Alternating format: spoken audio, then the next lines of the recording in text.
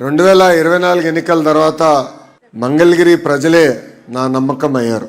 మీ అందరు తెలుసు 2019లో కరెక్ట్గా 23 రోజులు ఎన్నికలు ఉండగా నేను శాసనసభ్యుడిగా మీ ముందర నుంచున్నా.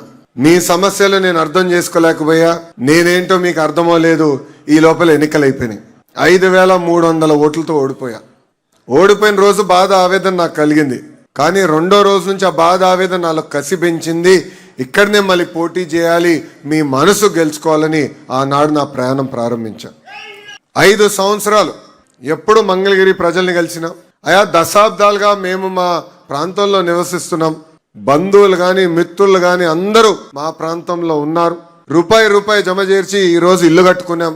ఎవరో అపోవాలేస్తున్నారు, ఇక్కడ ఉండేదానికి లేదంటున్నారు, రేపు మా భూమి లాగేసుకుంటున్నా అంటున్నారు. మీరు మా భూమికి శాశ్వత హక్కు కల్పించండి అని మీరు అడుగుతూ వచ్చారు.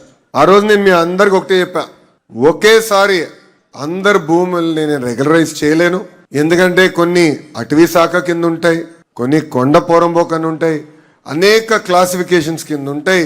కానీ తప్పనిసరిగా ఇచ్చిన హామీ 5 సంవత్సరాలు నేను నిలబెట్టుకుంటా అన్నాను.